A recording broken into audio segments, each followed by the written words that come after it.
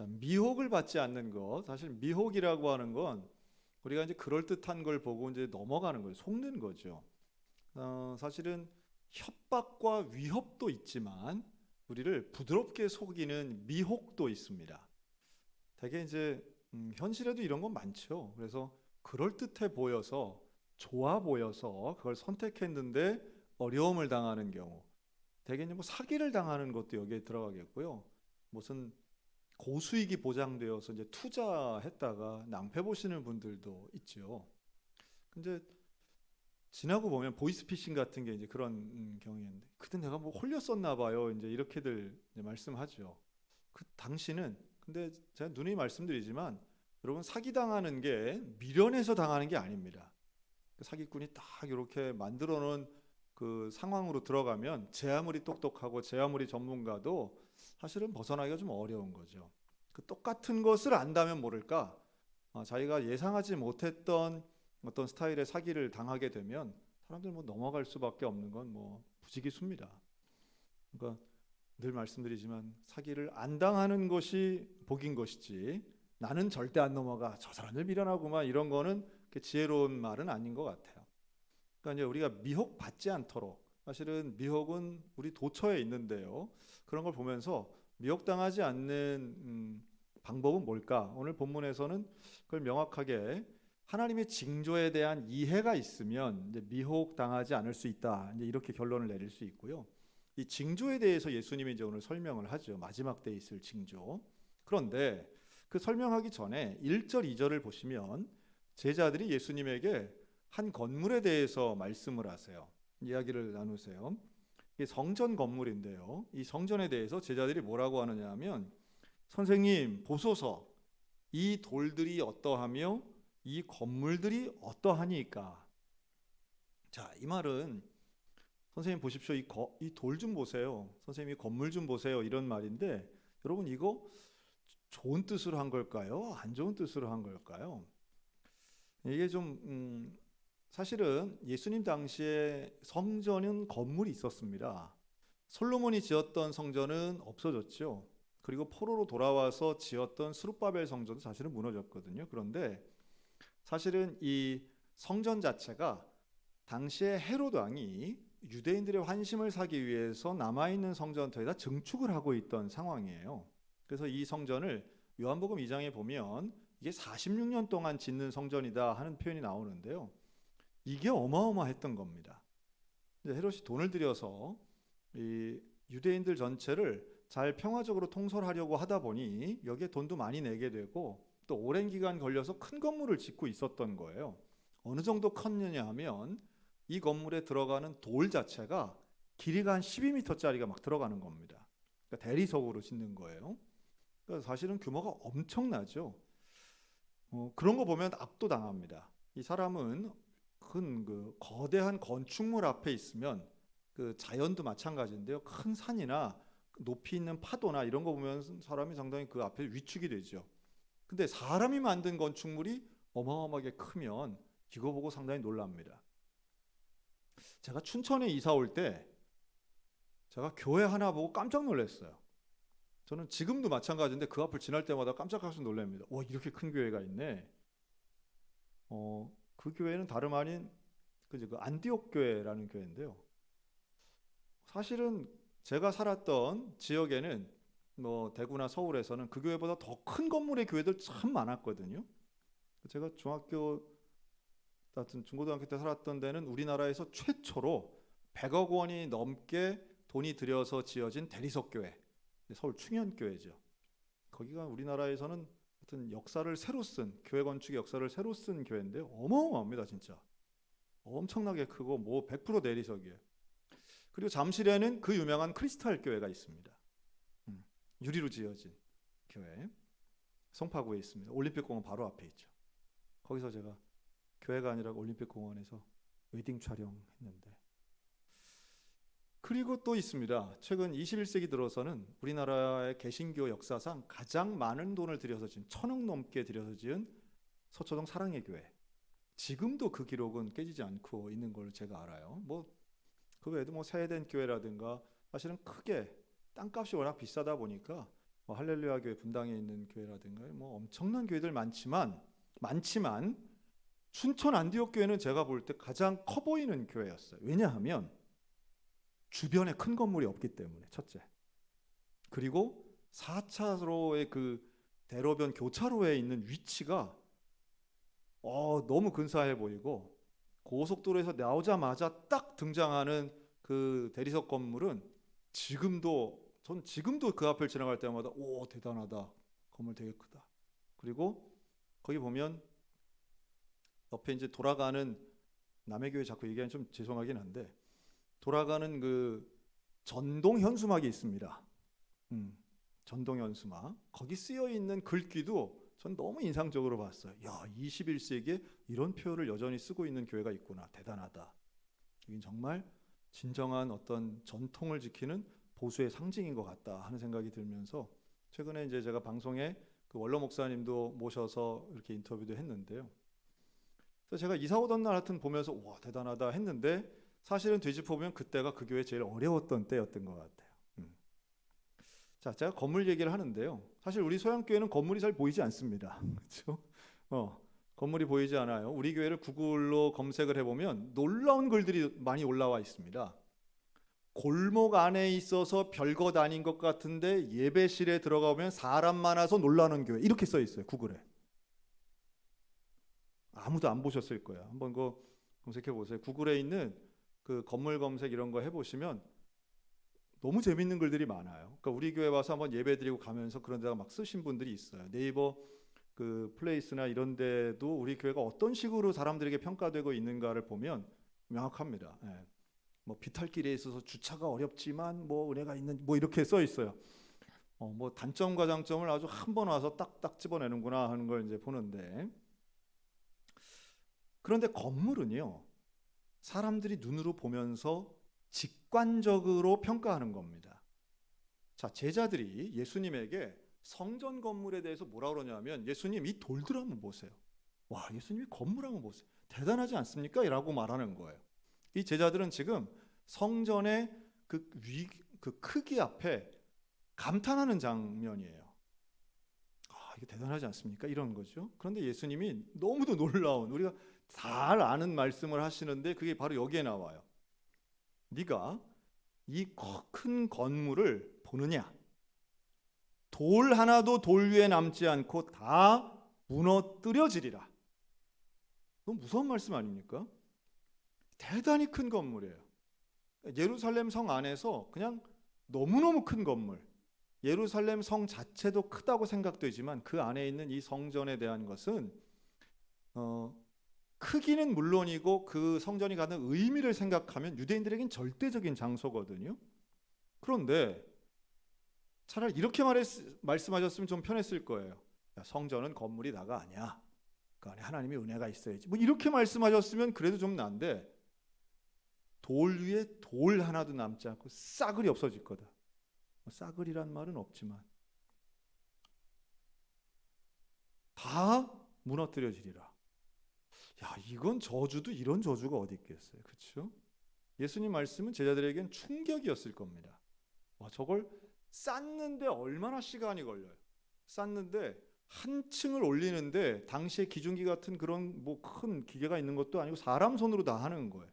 그 어마어마한 그 대리석을 가져오는 것도 큰일이지만 이걸 쌓아 올리는 건 야, 이거 엄청난 일을 하는 겁니다. 근데 실제로요. 지금도 예루살렘 가면 예루살렘의 길바닥 옆에 벽 다 대리석으로 돼 있습니다. 다 돌덩어리로 돼 있어요. 그러니까 당시나 지금이나 예루살렘 성벽이나 성 전체가 그렇게 돼 있기 때문에 예루살렘 성전에 대해서 뭐 우리가 아주 다른 건 아니에요. 그런데 예수님이 하신 이 말씀이 이루어졌나요? 안 이루어졌나요? 이루어집니다. 자, 이 성전은요 거의 뭐 46년 들여서 완공이 되는데요. 거의 55년, AD 55년에서 60년 사이에 이게 완공이 됩니다. 그리고 이 70년에 정말 완전히 무너집니다. 이 성전이 어느 정도로 무너지느냐 하면 그 베스파시우스 황제의 아들이죠. 티투스라고 하는 이 로마 장군이 쳐들어오면서 사실 생각해 보면은 이걸 어떻게 무너뜨렸나? 이거 무너뜨리기도 사실 쉽지 않은데 이걸 불태우고 다 무너뜨려 버렸어요. 다만 예루살렘 성전에 서쪽 벽 하나만 남아 있게 됩니다. 그게 지금의 뭐라고 하나요? 통곡의 벽입니다. 그게 통곡의 벽이에요. 그러니까 AD 70년에 예루살렘 성전이 말 그대로 깡그리 다 무너지는 거예요. 근데 벽 하나만 살아남았어요. 지금 있는, 여러분 지금 가서 우리가 예루살렘 그 도성에 가면 성전 같이 생긴 번쩍거리는 예루살렘 사진 하면 늘 나오는 거 있어요. 뭐 황금색 돔 이래 가지고 있는, 여러분 그 황금돔 사원은 교회도 아니고 성전도 아닙니다. 그건 뭘까요? 그건 이슬람 사원입니다. 이슬람의 3대 성지에 해당되는 사원이에요. 그러니까 우리는 생각할 때 그 통곡의 벽에서 이 이스라엘 유대인들이 거기서 가면 뭐 대단들 하거든요. 그 원리주의자들은 막 머리에 있는 거 없는 거 다 쓰고서는 막 몸을 흔들면서 하는데, 이게 무슨 대단히 세계 평화나 가지고 기도하는 것처럼 보이지만 절대 그렇지 않습니다. 이들은 시오니즘, 유대인의 회복을 위해서 기도하고, 그 통곡이라고 하는 의미는 성전이 무너진 것에 대한 통곡이지 뭐 다른 것에 대한 통곡이 아니에요. 그러니까 그 거기 서가지고서는 계속 하는 게 저 이슬람 다 무너지고 이슬람 다 죽고 그냥 팔레스타인 다 없고 그냥 우리 유대인들끼리 그저 잘 하는 것만을 위해서 지금 그러고 있는 거예요. 사실은 그 사람들한테는 우리는 뭘까요? 자, 우리는 구원받을 하나님, 유대인들이 볼 때 우리는 구원받을 하나님의 백성이에요, 멸망받을 이방인이에요. 그러니까 우리 유대인 그렇게 뭐 우리는 대단히 이렇게 좋아하지는 않고 있어요, 사실. 유대인들이 우리를 좋아하지 않아요. 네, 그렇게 우리 가면 관광객으로 가서 막 돈 쓰고 하니까 뭐 그냥 받아주는 정도지. 한국인에 대해서 무슨, 그것도 한국 기독교인에 대해서 그렇게 우호적이거나 그렇지 않습니다. 어쨌든 이 시오니즘에 빠져 있는 유대인들 입장에서는 이런 것 자체가 상당히 이제 유대주의적인 모습이죠. 그런데 이제 예수님이 말씀하신 돌 위에 돌 하나도 남지 않는다, 이 말씀을 하시고 과격한 말씀인 것 같은데, 그렇다고 해서 뭐 예수님 무너뜨리신 건 아닌데 제자들이 그 얘기를 마음에 담아요. 그래서 묻죠. 예수님에게 조용하게 묻습니다. 3절이에요. 감람산에서 성전을 마주대하여 앉으셨을 때 베드로, 야고보, 요한이 그리고 안드레가 조용히 묻습니다. 개인적인 질문이죠. 사적인 질문이에요. 그럼 뭐라고 묻느냐 하면, 우리에게 이르소서. 4절, 어느 때에 이런 일이 있으리까? 이 모든 일이 이루어지려 할 때에 무슨 징조가 있사오리까? 두 가지죠. 성전이 무너지다니요. 언제 무너집니까? 그러니까 이 사람들이 생각할 때는 성전이 무너질 때가 곧 세상이 망할 때라고 생각한 거예요. 그리고 그때 어떤 징조가 있겠습니까? 우리의 질문과 똑같죠. 우리가 생각하는 것도, 우리도 하나님 앞에 하고 싶은 질문이 항상 그거예요. 언제입니까? 기도도 내용이 되게 그런 거잖아요. 언제 해결되나요? 언제까지인가요? 언제 끝나나요? 설교는 언제 끝나나요? 뭐 이런 거잖아요. 우리가 하나님 앞에 기도하고 그 질문하는 것 중에도 예수님 언제 오시나요? 자, 여기에 대해 예수님이, 먼저 질문은 2가지인데 때에 대한 답변이 아니라 징조에 대한 답변을 먼저 하세요. 징조에 대한 답변. 이런 일이 일어날 것이다. 미혹받지 않도록 주의해라. 첫째, 6절이죠. 우리 6절 다 같이 함께 읽겠습니다. 시작. 많은 사람이, 내가 그러하여 많은 사람을 미혹하리라. 자, 이게 이제 종교적 미혹입니다. 종교적인 미혹. 많은 사람이 와서 누구라고 그래요? 예수라. 내가 예수다. 이런 사람이 많다는 거예요. 여러분, 하여튼 예수님 이후로 지금까지도 내가 예수라고 하는 사람이 대한민국에서만 500명 넘게 나왔어요.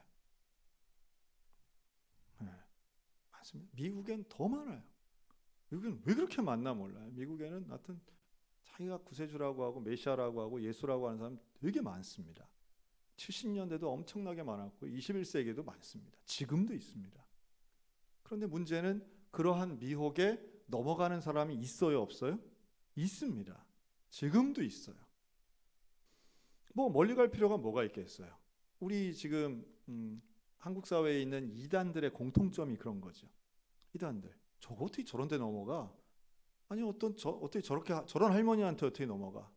신옥주 지금 뭐 최악의 이단 교주죠. 네. 피지로 사람들을 데리고 가고 지금 전 한국 교회 이단사를 새로 쓰는 분들이 좀 있다 생각이 들어요. 대단들하다 진짜 대단하다. 엄마와 딸이 서로 때려 죽이도록 만드는 그 이단 교주 같으면 이게 상상 초월인 거죠. 아가동산의 교주라든가 뭐 이런 사람들 지금도 뭐 부자로 떵떵거리며 잘 살잖아요. 넷플릭스에서 그렇게 방영이 됐음에도 불구하고 참 이단이 정말 무섭다 하는 생각이 들고요. 사람에게 있어서의 종교성이라고 하는 건 맹목성을 가지기 때문에 어떤 논리적인 설명이 잘 통하지 않죠. 신천지 마찬가지입니다. 신천지 그 교주가 지금도 뭐 멀쩡하게 뭐 헬리콥터 타고 수만 명 사이에서 내려앉는 그런 장면 바로 작년에도 있었고 재작년도 있었어요. 그리고 지금 춘천 또 원주 기독교연합 회장님 목사님 잠깐 만났는데 원주에도 뭐 신천지가 그냥 전도한다는 거예요. 터미널에서. 춘천도 마찬가지죠. 더 이상 신천지는 숨지 않습니다. 숨지 않고 현수막 붙이고 교회 밝히고 노골적으로 전도하죠. 근데 이제 이러한 그 이단들에게 있어서의 결국 공통분모는 본인이 메시아라고 하는 거예요. 명확한데 하나님의 교회나 신천지나 너무도 명확한 교주의 이단성이 있음에도 불구하고 한번 빠진 사람들은 결국 그 안에서의 논리에서 헤어나오질 못해요. 그 미혹당함에서 헤어나오질 못하는 거죠. 글쎄 최초로 나온 이단들 많지만 사도행전 5장에 보면 드다라고 하는 사람이 나오는데요. 이 드다가 이제 자기가 이제 예수라고 하는 선전을 하는 사람으로 하여튼 성경상에선 최초로 나옵니다. 예수님 돌아가시고 승천하신 이후에 예수님 승천하신 이후에 계속해서 이단들은 나왔다라고 볼 수 있고요. 미혹되지 않으려면 이 징조에 대한 이해가 명확해야 됩니다. 여러분 누구라도 사람이 내 눈앞에 보이는 존재가 자기가 메시아라고 하면 그것은 뭐예요? 다 거짓말입니다. 그건 미혹입니다. 미혹. 아무리 기적을 일으키는 사람이라 할지라도 그건 미혹입니다. 예수님 재림 전에 예수님 오시지 않습니다. 예수님이 오시는 건 재림이에요. 그런데 그 전에 인간처럼 보이면서 내가 그다 혹은 뭐 놀라운 장면을 아무리 백날 보여준다 해도 그는 예수가 될 수 없습니다. 여러분 이거 명확히 아셔야 돼요. 두 번째는 사회적인 혼란이죠. 우리 7절 다 같이 읽습니다. 7절 시작. 난리와 난리의 소문을 들을 때에 두려워하지 말라. 이런 일이 있어야 돼 아직 끝은 아니니라. 8절이요. 민족이 민족을 나라가 나라를 대적하여 일어나겠고 곳곳에 지진이 있으며 기근이 있으리니 이는 재난의 시작이니라. 자, 사회적인 혼란 또 자연적인 재앙을 말씀하는데요. 사회적 혼란은 난리의 소문. 사실 난리라고 할 때 이 규모와 정도에 대해서는 뭐 지금까지 수천 년 동안 난리가 없었던 때는 없었죠. 난리도 이런 난리가 없다 그러지만 글쎄 뭐 난리가 지금도 계속 일어나고 있어요. 또 전쟁하는 것 끊임없이 일어납니다. 예수님 이전에도 전쟁은 있었고 이후에도 계속 있어요. 그런데 이 모든 게 재난의 시작이라고 말씀합니다. 지진과 기근에 대해서도 마찬가지죠. 근데 자연재앙에 대해서 기후학자들이 이야기하는 건 결국 지구온난화와 이상기후 현상이 지구에 불러올 것은 지구 종말이라는 걸 말하잖아요. 다른 의견들도 많지만 그러니까 이런 사회적인 혼란이나 자연적 재앙은 결국 예수님이 이 땅에 오시는 마지막 때의 징조임엔 분명하다라고 하는 겁니다. 2000년 동안 있었는데 뭐 새로운 거 아니잖아 라고 말할 수는 있겠으나 그러나 예수님 말씀하시는 이러한 징조, 이러한 어떤 이해할 수 없는 사고나 난리, 또 참 용납하기 어려운 전쟁과 기근 이런 것들 인간을 참 힘들게 만드는데요. 그것은 하나님이 사람을 괴롭히려고 하시는 것이 아니라 마지막 때에 일어나는 하나님의 징조다. 우리가 좀 이렇게 이해할 수 있겠습니다. 그리고 마지막 영적인 핍박이 일어나는 거예요. 자, 9절입니다. 9절 시작. 너희는 스스로 조심하라. 사람들이 너희를 공회에 넘겨주겠고 너희를 회당에서 매질하겠으며 나로 말미암아 너희가 권력자들과 임금들 앞에 서리니 이는 그들에게 증거가 되려 함이라. 핍박받는다는 거예요. 제자들이 사도들이 결국 매를 맞고 공회에서 재판받고 이건 이제 초대교회가 겪는 일이죠. 그리고 지금도 여전히 복음을 증거하는 복음의 사람들이 당하고 있는 일이기도 합니다. 그러니까 믿음으로 살아가는 신앙인들이 겪는 핍박도 사실은 징조에 해당된다라고 하는 거예요. 그리고 10절 한 번 더 읽습니다. 10절입니다. 시작. 또 복음이 만국에 전파되어야 할 것이니라. 그러니까 두 가지가 함께 있는 거예요. 핍박받음과 복음이 만국에 전파되는 것. 이게 마지막 때에 있을 징조입니다. 지금 복음이 상당히 많이 전파되기는 했지만 그러나 여전히 전 세계의 3분의 1은요. 복음을 한 번도 들어보지 못한 사람들이 대부분입니다. 누가 그럴까요? 대부분 이슬람 지역이 그렇습니다. 종교 국가에 있는 전도와 선교가 보장되어 있지 않은 나라. 중국도 마찬가지죠. 중국의 대부분의 지역은요. 전도가 허용되지 않습니다. 인구가 제일 많은 중국, 또 언어가 가장 혼잡한 인도, 또 종교적으로 모든 게 폐쇄적인 이슬람 국가들 하면 전체 인구의 3분의 1은 아직 태어나 죽을 때까지 한 번도 복음을 못 듣는 사람들 많이 있습니다. 그래서 복음이 전파되어야 되는 것, 예수님이 이 땅에 다시 오시는 그 마지막 때의 징조가 되겠죠. 사실 우리는 예수님이 빨리 오시길 원하는 사람들이기 때문에 그래서 선교하는 겁니다. 땅끝까지 주의 복음이 전파되어야 예수님이 오신다 말씀하셨으니 우리는 사명을 감당하고 예수님이 이 땅에 빨리 오시기를 기다리고 있는 거죠. 그럼 그때까지 우리는 어떻게 해야 될까요? 마지막 13절 같이 읽습니다. 시작. 또 너희가 내 이름으로 말미암아 모든 사람에게 미움을 받을 것이나 끝까지 견디는 자는 구원을 받으리라. 결국 끝까지 견디는 것, 이게 이제 오늘 예수님 하시고자 하시는 중요한 말씀이죠. 이러한 다양한 징조가 있고 그 징조들이 하나같이 견디기 어려운 일들이면 맞지만 그러나 끝까지 견뎌라. 끝까지 견뎌라. 여러분 우리 신앙은 끝까지 견디는 것입니다. 끝까지 핍박을 받아도 또 시험과 미혹을 받아도 우리 끝까지 견디는 사람이 결국 구원을 받습니다. 자, 그럼 두 번째 예수님이 답변을 하시죠. 그러니까 이런 게 징조라는 거예요. 이 징조 안에 들어있고 첫 번째 질문은 뭐였어요? 언제 이게 일어나느냐라고 하는 제자들의 질문엔 이렇게 답하십니다. 우리 32절을 읽겠습니다. 32절 13장 32절이에요. 시작. 그러나 그날과 그때는 아무도 모르나니 하늘에 있는 천사들도 아들도 모르고 아버지만 아시느니라. 말씀 너무 명확하죠? 33절은 뭐 마찬가지예요. 주의하라 깨어 있으라. 그때가 언제인지 알지 못함이라. 마치 우리 죽음의 때와 좀 비슷한 것 같아요.